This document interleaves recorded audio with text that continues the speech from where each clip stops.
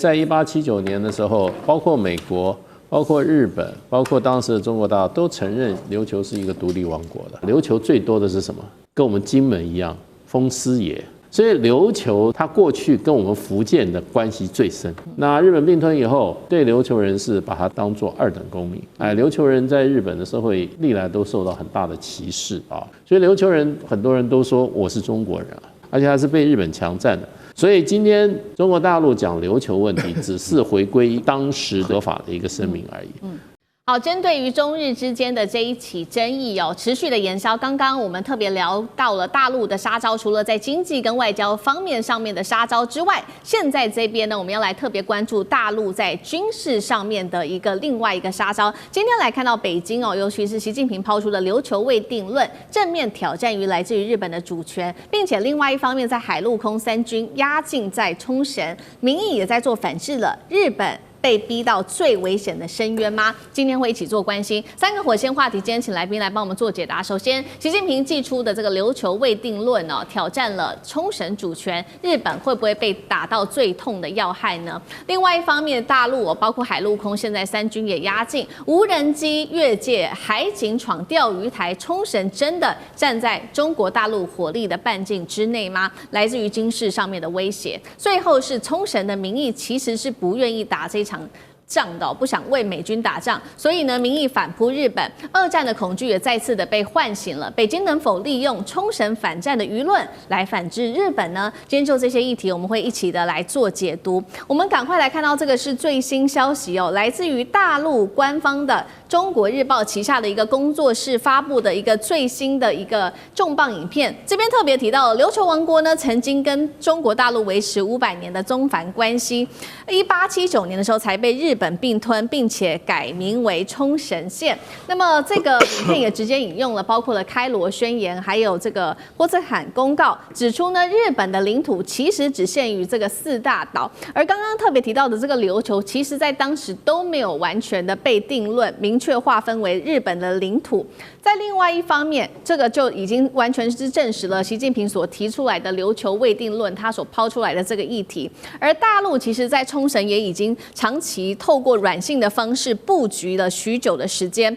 2023年，当时我们来看一下李强曾经呢接见冲绳的知识。那么日经新闻也揭露在这一段这么长的一个时间里，包括了200个境外的账号不断的煽动冲绳独立的一个内容。所以节目一开始，我们来看到大陆国家主席习近平祭出的外交杀招，琉球未定论会被杀的日本措手不及呢？尤其这个地方特别重要，因为它是美军这个驻日美军基地的重心，也是日本介入台海必经之地习近平这一招能够打中要害吗？大使怎么看？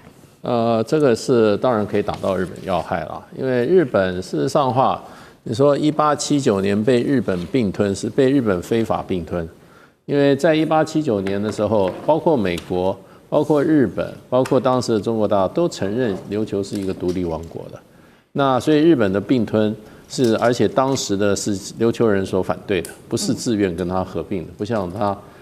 当时这个跟韩国他是日韩同主论以后他是合并的，韩国并没有太大的反抗。这个琉球是强力反抗的，而且派了使臣到中国去跟李鸿章跟清朝求助。那中国大陆当时也反对，可是因为1895年又发生甲午战争中国大陆连台湾都丢了，所以那就琉球的问题就一直摆着。可是二次大战的时候，在开罗宣言的时候，照我看的历史，当时这个罗斯福跟蒋介石总统就讲说，他说这个我们都知道琉球不是日本的，你们中国有没有意思收回去啊？对不对？那当时蒋介石没有做反应了，后来他怪那个时候王宠惠没有把他讲清楚，因为张宠惠是现场的翻译那这件事情就有点不了了之。可是后来的波茨坦宣言，基本上琉球是要当作它不是就没有就说就不是日本的，所以美军才完全占领以后，当时的处置是要交给联合国，然后联合国然后用托管的方式，最后交由琉球人民用自决的方式决定自己的出路。那日本就很紧张，那琉球人如果给他自决的话，一定是寻求复国的，因为他们有500年的上世王朝，上世王朝是一个非常好的地方，那个琉球叫万国金粮，它是这个在南海上重要，这个东海上重要的这个贸易据点。另外一个，它这个国家治理也好，这个当时明朝皇帝颁了一个匾，叫它守礼之国。这个国家民风淳朴，然后老百姓生活得非常好。你要说它是群岛，好像很小的话，它有多少？它有4600平方公里啊，将近5000平方公里啊，那是台湾的大概六分之一、1/7啊，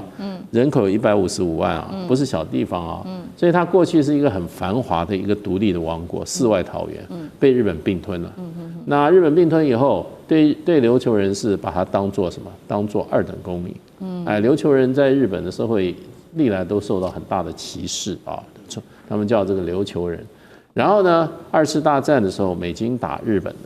打的时候，那个时候他们是跳岛战术，所以我们台湾人是很幸运的。那时候美军选了半天，说打琉球不要打台湾，如果打台湾的话，台湾是死伤惨重啊。结果美国直接从菲律宾拿下菲律宾以后，跳岛就跳过台湾，就直接打琉球。那琉球这个战役里面，琉球的老百姓不但被美军死于美军的枪火，也死于日本军阀。日本军阀怕他们怎么样投降，然后呢叫他们跳崖，然后呢你不从的就把你就处决。日本那个琉球人死了几乎1/3到1/4的人口。所以琉球对于这个日本人是极度有他的戒心的，而琉球的语言文化都跟日本不一样的。你要去琉球去看的话，琉球最多的是什么？跟我们金门一样，风师爷、松师爷。所以琉球事实上，它过去跟我们福建的关系最深。那琉球人都到福州有个琉球馆去求学经商，都经过福州的。那个时候明朝的时候，要帮助琉球的这个发展，有闽人36姓，就是我们福建人36个姓的人迁居到琉球，帮助他的文化提升，各种各行各业的去。所以琉球人很多人都说我是中国人啊。那被日本人是很奇怪的事，而且他是被日本强占的。所以今天这个中国大陆讲琉球问题，只是回归一个国际法上的一个当时的一个合法的一个声明而已。那琉球到现在有很强的复国运动，所以呢，对日本人来讲，他一直压制，他一直强迫同化，他一直移民。可是琉球人他知道他自己不是日本人，他有自己的文明、自己的这个传统历史啊。所以如果有大国愿意声援的话，我想日本这个琉球人会增强他们争取自己的权益。他们现在就跟他们这些人就讲说，他们的第2次大战的时候，那个命运要被重演了。日本人又要牺牲他们了，要把琉球当作战场啊，先牺牲琉球人的命啊，来保住日本人的命。所以呢，这个看法在现在琉球很普遍。是。所以其实我觉得中国大陆提琉球也是在帮琉球人解除一个未来可能的一个整个很悲惨的命运。是好，刚刚大使帮我们特别看到回顾当时的历史。那琉球人有没有可能借由这个2战当时的一个伤痛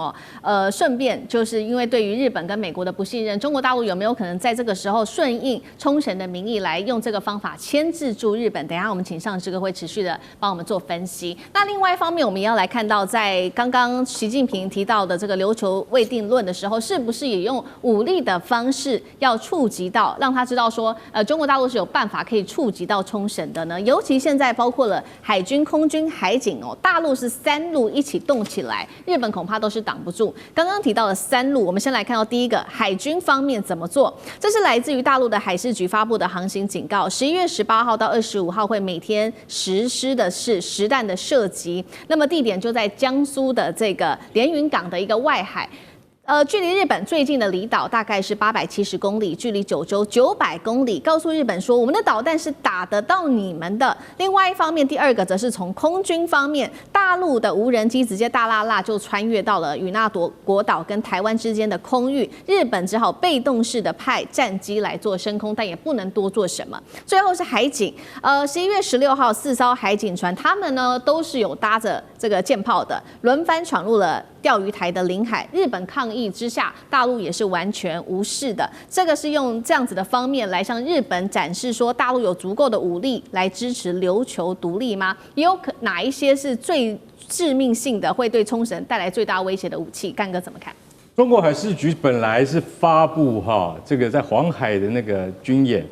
实弹射击啦，是17号到19号，结果到今天打到一半，他说不过瘾，我们决定从18号延到25号继续打。为什么？我就打给高市早苗看的嘛。老实讲一句，我继续在这边军演，距离你们不到1000公里，你们的 P1 侦察机一定会看得到，而且拼命收集数据，没关系，就让你们收集。它的 P1 海上巡逻机是当今世界上最先进的海上巡逻机，所以说我就让你收集嘛，对不对？看看你觉得我们在这件事情上面的态度是什么？好，这是军方实弹射击，因为是实弹哦，所以海事局为什么要发布就所有的船只都要回避啊，不然的话，你要是不小心被我们的军演给打中的话，那就很麻烦了。这也同时警告的外国船只，所以日本距离这么近，当然是直接警告嘛。那中国的无人机无侦7跟无侦10这些飞机都很像美国的全球鹰长程无人机。长程无人机它可以在天上滞空超过30个小时，它竟然飞越了与那国岛跟台湾之间的领空，距离与那国岛很近，与那国岛的雷达已经抓到它了。那抓到它代表说什么？代表我今天不是用歼16来对你示威，我是用无人机。下一步我就会用歼16。下一步要是我飞越与那国岛附近上空的话，那就是直接警告，而不是挑衅了。那所以就是我今天派无人机去。你看到无人机，你会觉得威胁很大，那下次威胁更大。所以，另外第三方面还有就是大家不太会注意到的，中国海警派了4艘具有舰炮的海警船其实那根本就是军舰呐，好不好？那就是以前退下来的056，把它改装成那个海上巡逻舰它是带着舰炮的。通常来讲，一般的海上自卫队是不会带舰炮的，除非你就是说有重大的事故才会带着舰炮。那中国现在带着舰炮，然后我要坦白讲一句，中国在去年已经要登全世界第1大的海上自卫队了，就不是海军海上自卫队10年前日本最大的7000吨的福岛号出来的时候，大家都军事迷都跪下来羡慕。现在中国的最大的海事船兆头级12000吨，日本早就被比下去了。所以在这三管齐下之下，你就会发现说，其实日本人他受到的压力有多大。不过我们现在还是要讲回来，冲绳地位未定论，当然未定啊。为什么？因为冲绳在1945年冲绳战役叫做阿号作战。阿号作战的时候，那个就是他就逼所有的人民，你们就美军攻上来的时候，你们只有一条路，从悬崖上跳下去。刚刚大使讲的，从跳下去，不然，男人会被枪毙，女人会被性侵你们要选哪一条路？结果刺刀不是对着美军，而是对着自己人。他们真的从悬崖上跳下去了，死了多少人？死了大概30万，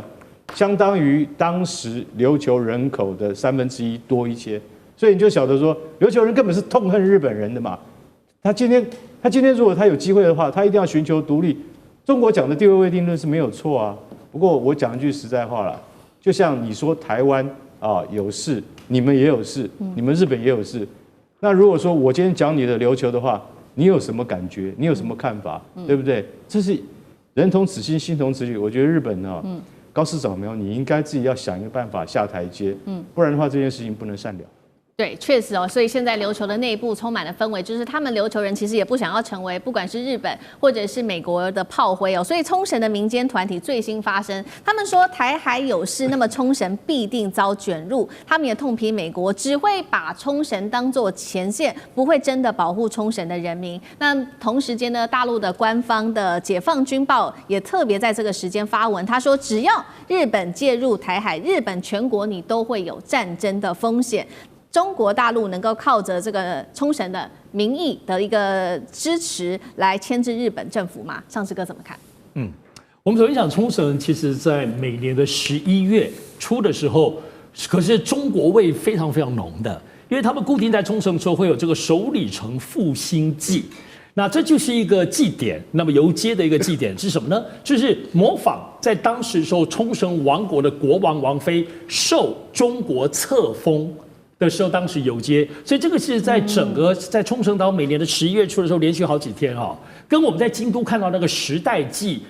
平安时期的部分是完全不一样的，就中国味十足。所以这种文化的根源的牵扯性我们不只是现在在论斤计价这些，包括美军军事的这些现实性。那但是我们必须得说，今年2025年1月的时候呢，冲绳选出了新的知事，叫做花城大辅。他当然是自民党跟公民党合推的，打败原有的我们现在看到这个玉城丹尼。要知道，真的前几年冲绳的前知玉城丹尼真是红遍中日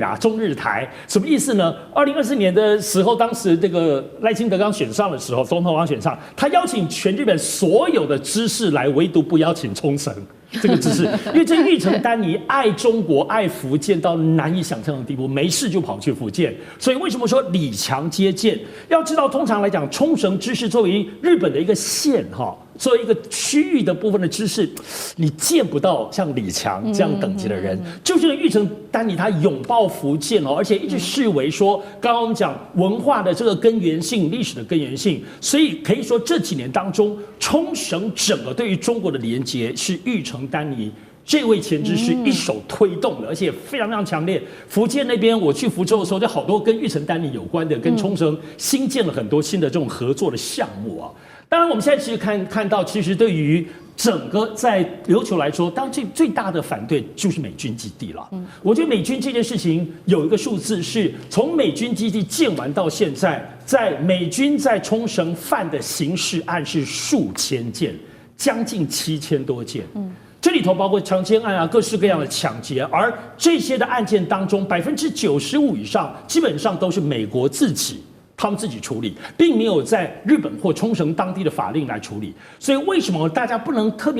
很难想象说冲绳为什么这么恨？其中也包括他们自己的年轻女孩子等等受到欺负，各位几千件数千件。所以我们来讲现实性，不要说噪音安全这些事情，现实性跟历史性拉扯，到目前为止在冲绳依然是非常严重。我们看到短视频，很多年轻的冲绳姑娘都说我不是日本人，我是冲绳人非常非常多，网络上我们都可以看得到。所以这样子深刻情怀可不是老一辈年轻一辈也都是。所以这种拉扯，我认为对于冲绳自己本身还是有个长期的这个晃动跟不安定的影响。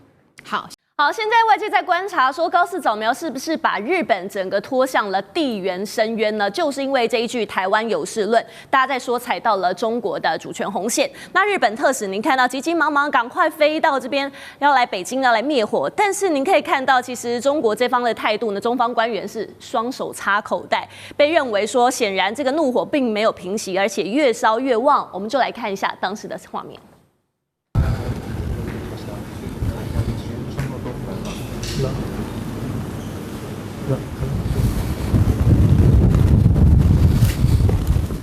好，现在中日双方的关系真的是越来越紧张，但是呢，现在大家在说高市早苗好像不但没有要灭这一把火，而且反而是往火堆里在倒汽油。因为日本媒体在爆料说，高市可能会在12月26号的时候，刚我们来宾也提到要突袭参拜靖国神社。好，时间拉回到2013年，其实安倍晋三就是选在这一天，他用首相的身份去参拜了靖国神社。但是这个举动呢，不但是挑衅，而且是赤裸裸的把这个历史的伤疤揭开来，把中国的国仇家恨踩在脚底。好，大家就在想说，高市这个举动参拜靖国神社是豪赌吗？还是说高市现在就是全面失控了？那苑老师，你来看北京方面呢，会怎么样让日本付出代价？我觉得这一次问题之所以严重的话呢，最主要是有4个方向的这个让这个北京觉得非常不爽。那么我前面要讲到，刚刚这个刘劲松跟这个金井正章啊，他们之间的话呢，确实应了现在时下一句很流行的话了，就是说刘劲松是从从容容啊，两个手插在两个口袋里啊，然后那个金井正章呢是匆匆忙忙了啊，还没有连滚带爬，其实也差不多了哈。那么我要顺便要解释一下，跟刚刚他讲，两个手插在两个口袋里的主要的目的就是不握手。这是外交动作，这是不握手。这里面实际上大家要了解。然后呢，针对于日本人呢，非常要面子。那这个金井正章呢，急急忙忙跑去啊，真的是有一点这个匆匆忙忙啊。我觉得他去的时候呢，他不得不去啊。他其实是负责大洋洲事务的，他这边要测探一下口风，大陆生气到什么程度？大陆生气的主要原因有4个方面。第一个的话呢，高市早苗用的语言啊，它的 implication， 那它含义上是的确燃起了历史上的仇恨，因为他用了存亡危机的时候啊，然后呢918事变也是存亡危机，77事变也是存亡危机。整个日本侵略中国的过程当中的话，常常用了这条借口啊。这个虽然是借口，但日本拿来当这个军国主义的发展，就发动战争的主要目的就是为了日本的存亡危机。这是第一点。那第二点的话呢，我们可以看到后续的发展啊，后续的发展的话呢，整个过程当中啊，高市早苗不但是死不认错，而且后来讲话一次比一次的狠。为什么呢？我可以告诉大家一件事情，就日本高市早苗刚当选这个首相，刚在川普面前的话呢装可爱，然后在印尼总统面前把椅子拉近距离，表现的都很可爱的这种感觉啊，非深受年轻人的喜爱。年轻人当中82%支持他，年轻的女性88%支持他，全日本人的话呢，年轻人18岁到30岁人通通支持他。所以后续的发展，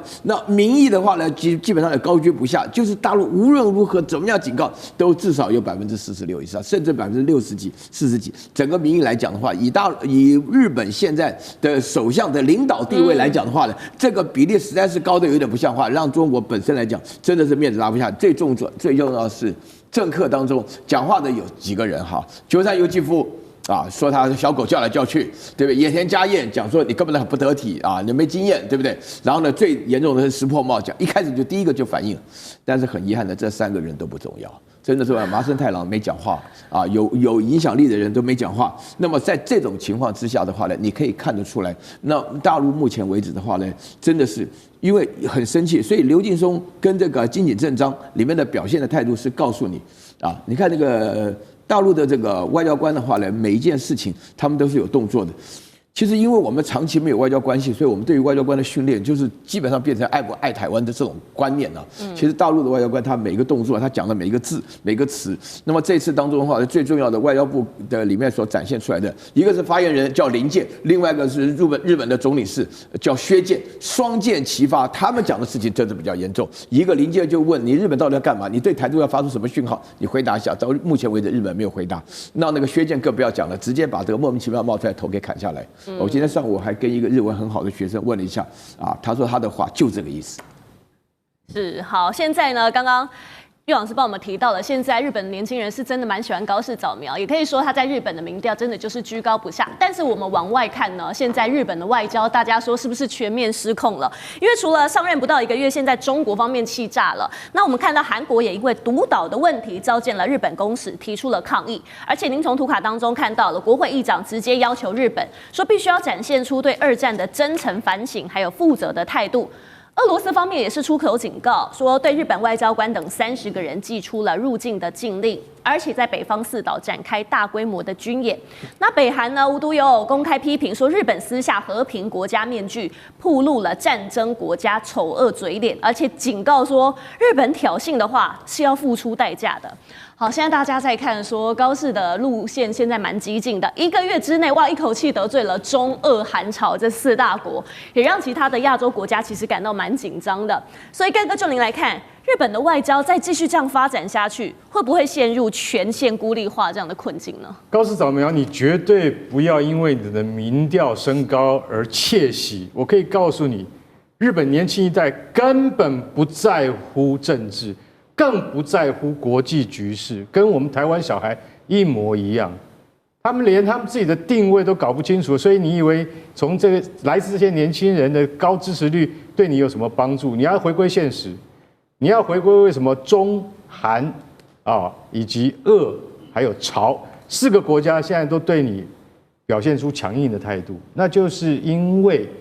你最近的这些言行会导致这些国家侧目。当然会侧目啊！什么叫做存亡危机？存亡危机事态的意思是什么？意思就是说，万一发生了这个不确定的情况之下，日本要再武装吗？其实再武装这个议题，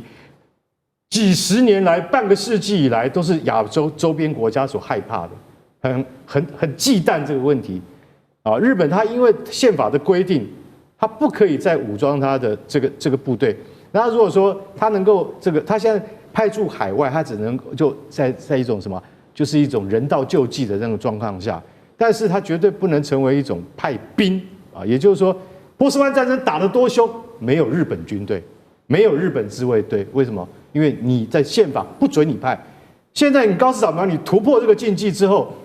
所有国家侧目。我跟你讲，远在澳洲1万公里以外的澳洲，他都侧目，为什么？他最害怕这个，因为澳洲吃过亏的嘛。澳洲、纽西兰、印尼，每个国家都怕再吃这个亏，所以邻近的国家他更不用讲了。高市早苗据说12月26号要去参拜靖国神社，我看是真的。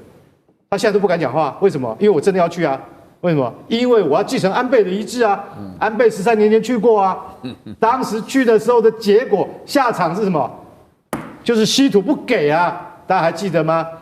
北京当时就说你这样搞的话就不给。这13年来，日本受到教训了，本来是90%靠大陆，现在5%靠大陆而已了。他们已经赶紧想办法弥补了。可是那时候真的非常严重啊，所以大家晓得说，你如果说你真的去参拜靖国神社，就有点像纳粹集中营一样，那是永远的耻辱。但是日本的民族性很奇怪，他认为这些人是英雄。哦，这些靖国神社3种人啊，一个什么日俄战争，还有什么中日战争，还有一个太平洋战争，3种人。这3种人他们派出去的都是侵略者，都是各国厌恨的人物。结果他们现在供在靖国神社里面246万名官兵的香的牌位，你去参访他，你就是怎样？你就是不尊重周边的国家，尤其是南韩、跟台湾、跟大陆。所以大家就晓得说，他如果胆敢去的话，那他就跟周边国家干嘛？就是宣战。所以俄罗斯说，我现在开始举行军演了啊，特别针对北方四岛举行军演。北方四岛哪4岛？国后、泽捉、色丹、池武这4个岛。这4个岛的争议已经80年了，到现在不能够解决。俄罗斯再次军演就是告诉你说，不可能解决，我不要跟你谈。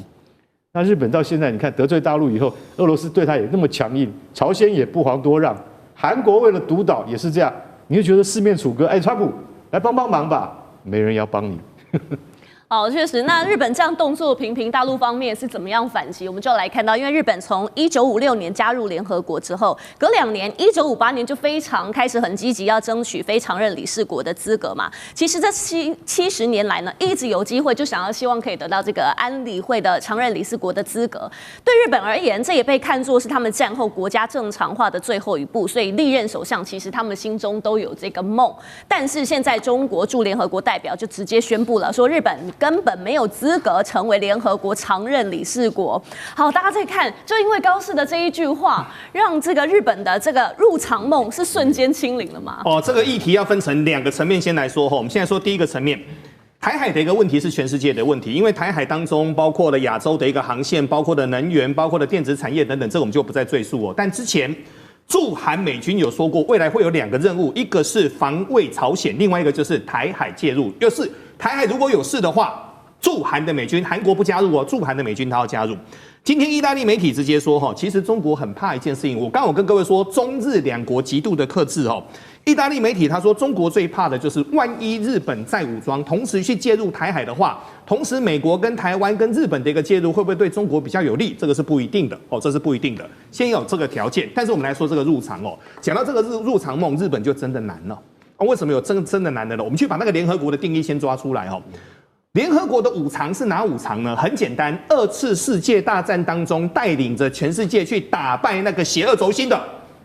叫5常。哦，所以当时中国、英国、法国、美国、苏联后面改名叫俄罗斯。那我们来看哦，谁被撂倒？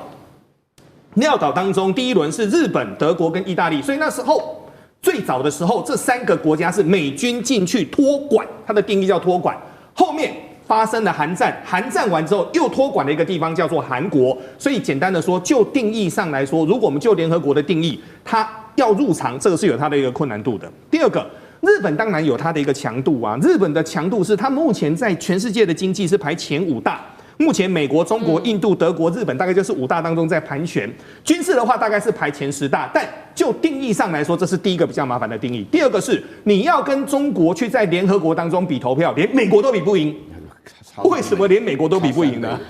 我来跟各位说哈，在过去40年的过程当中，美国人曾经叱咤风云，但后面美国人发现要经营国际关系好累哟。又要人，又要钱，又要不同的语言。那过去是所有的人都到美国去读书，那很简单，最精英的人都去英美读书，以后这些人当总统了，当然是比较亲近我们啊。可是过去40年当中，中国很认真的在经营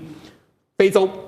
中东、拉美等等的关系，所以呢，要人给人，要钱给钱，你有什么需要？而且他们也说，他们不会像过去殖民地的一个时代去来殖民你。那中间有很多的因缘际会啦，所以我们简单的说哈，在联合国比投票的话呢，现在美国都没有办法撂倒中国的情况之下，日本要入场，开干蛋供3个字不可能。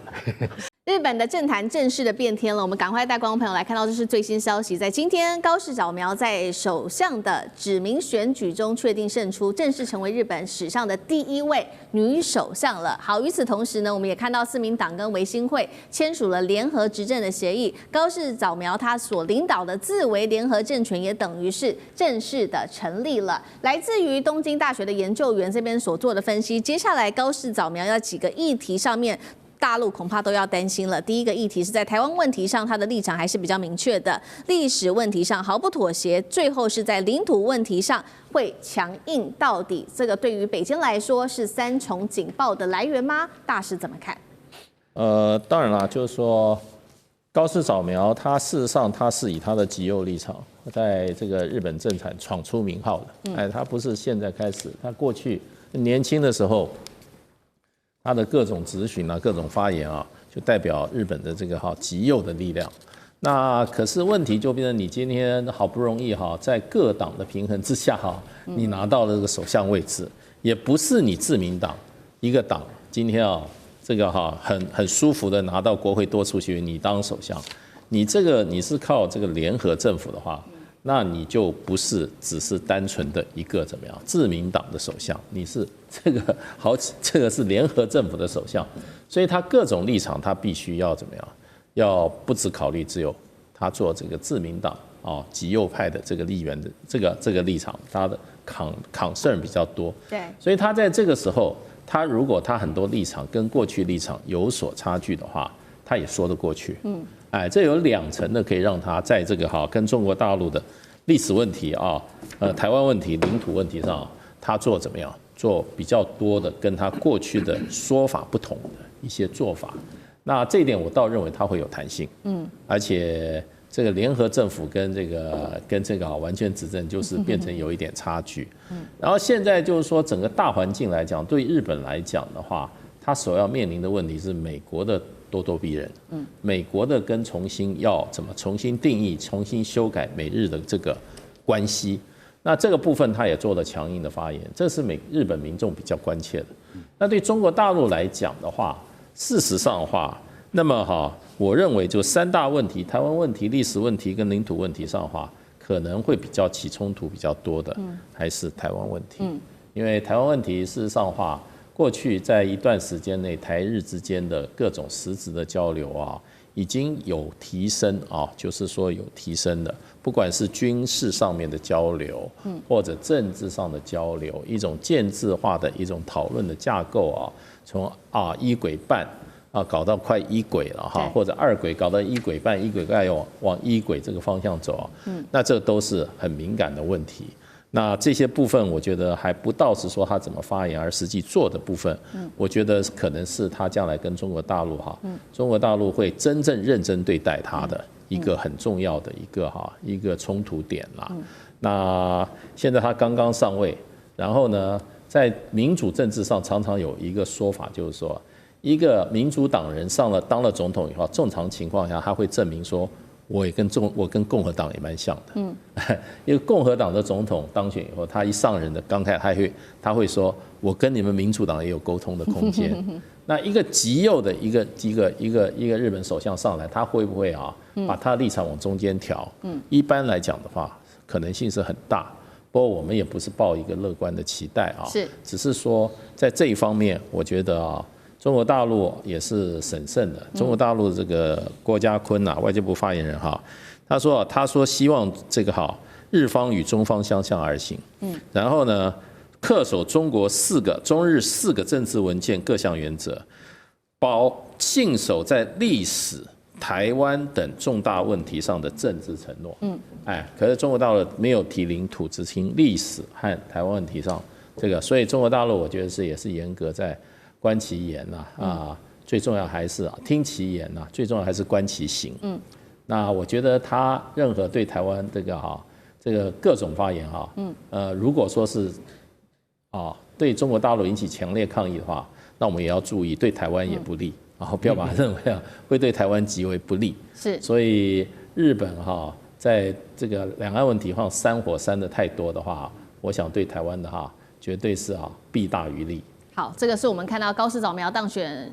首相之后，我们要来关注接下来的中日台的发展。另外一方面，还有就是美国跟日本之间接下来的贸易谈判会怎么谈，这恐怕也是日本的民众最在意的一件事情了。因为当时大家还记得吗？这个9月份的时候，美日才签署协议，美国呢要对日本进口产品课征15%的高关税就算了，还要预付这个高达5500亿美元的投资，大幅增加买美国的农产品。当时的这个时任的前日本首相石破茂就被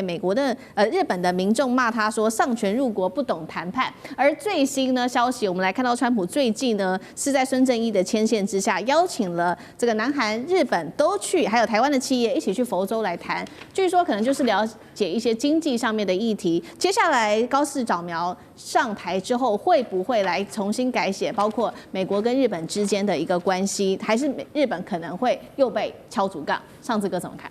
我想现在石破茂这个谈判的部分呢，这个5500亿的部分还是很吓人的，而且这里头是川普可以指派45天前要汇到，然后而且刚刚讲说获利的部分，日本回收之后呢，未来赚的钱90%给美国。乍听之下，日本是搞什么鬼啊？可是我觉得大家不要看这个表面，要知道全世界除了现在中国对于美国的谈判当中很强硬之外，过往长久以来跟美国谈判最有经验的就是日本。日本就业广场协议当中，泡沫经济就是跟日本谈出来的，日本怎么会忘记了？所以其实，在过去这个框架里头，我们很清楚，懂的人就知道，这个就是拖延战术。虽然很多川普指定或等等，可川普改来改去，因为日本一边说都给你，可是日本的同事告诉你说，我们要投资半导体跟投资稀土，这些是基本上很不容易钱下到位马上就获利的东西所以这个其实都看到，其实日本其实有策略的，看起来是服软，可是拖延。可是现在高市早苗，其实他这次在选之前，他会讲说他要重谈。他觉得这不好，所以我觉得高市早苗就是不懂。虽然他在经济方面也有他的路线，比如说他是货币宽松政策，他一上任马上日本的股票就涨得死去活来，包括我们录影的这当中才接近5万点的历史高点，很惊人的。可是问题是，就是谈判关税这个东西跟你的刺激股市是不一样的。高市早苗会刺激股市，可是他的谈判当中非常天真，而且忽略了石破茂他当时这种以拖待定的这个部分。当然，现在川普就是要你预付，那这个东西现在对南韩后面会不会对日本呢？就会不会对台湾？他都心之所至啦。但预付这件事情很可怕，就基本上钱就要交过去了，那南韩大概就崩溃了啦。是同样的问题，来干哥怎么预付啊？对，不是融资贷款啦。You have to pay， 你现在要付给5500亿，你知道5500亿什么概念吗？5500亿大概是80兆日元，80兆日元是日本去年 GDP 总共115兆，80兆就占了2/3。那你的意思是什么？我们现在整个国民生产毛额的2/3我都要交给你，而且我要预付，天下有这种道理吗？可是就像上次讲的，日本人他是有策略的。其实坦白讲一句，他们就是说，好，我答应，但是呢，我们应该要去想一想，如果这5500亿我们是要用在什么地方啊？比如说，我现在答应你，川普，我们现在武田制药已经收购了，用60亿美金去收购了美国的一家2还2的那个制药公司，生物制药公司，他已经真的买了，也就是说，我们真的是落地美国生根了。怎么样？你很开心吧？另外一家未知数公司也真的这样做了。那他们认为说，像投资这个东西，日本是可以回收的，但需要一些时间。那以前日本都是投资什么？就买美国国债啦。那现在他们认为说，有一些生物科技，有一些就是资讯科技，或是能源，或是医疗，这些比较冷门的这些行业，如果川普真的要我们去投资的话，我们是可以做的。因为这些地方是可以谈的。我觉得高市他如果说真的他要重谈的话，应该是从这些方向去谈。你讲到这个那个，就说那个孙正义安排台湾的、日本的、韩国的3个国家的这个企业都是大企业。你知道韩国去了什么企业吗？LG、三星韩华都是这种公司的代表的企业代表，到海湖庄园半小时车程外的川普高尔夫球场，就是他自己的高尔夫球场，去了那么多的企业家，然后台湾到底去了哪个？不能跟你说，为什么？保密。然后日本去了呢？不能说，保密。韩国的可以告诉你，所有大企业都去了，而且分组谈判，每一组都还派一个官员去盯着你，看你们这几个国家到底要不要给。日本我们知道5500亿。韩国多少？3500亿，台湾多少？2500亿，这可能都要附在前面。我不知道我们的国家能够怎么样，我们能不能学武田制药？还是我们还是只有从头到尾我们都只有台积电而已？如果是这样子的话，我看台湾可能会喘得比较厉害了。这是我觉得国家是真的是大政方针，不能够再拖延下去，要真的派专家到美国去好好跟川普谈才对。好，一方面是在地缘政治上，还有这个各国之间的谈判；另外一方面，我们也来看到日本的内政，因为真的在10月份真的是比较动荡，大家就是在看说今天这个首相出炉了，高市早苗是不是他的战略上面也是一个成功呢？因为我们来看到10月份的日本发生了哪些事情？10月4号，高市早苗当选自民党总裁；10月20号，公民党退出合作26年的这个自公联盟；10月20号，日本维新会终于是倒向了自民党，促成了自联联合政府。而立宪民主党原本是以玉木雄一郎夺权，但是因为维新会倒戈是全盘瓦解。高市早苗是不是凭着他的战略成功稳坐了首相之位？老师怎么看？事实上，这个我觉得他不是高市早苗厉害，而是自民党他执政很久他真的是姜是老的辣他稳住了他的执政权不然的话，这个他马上就是要面临要政党轮替。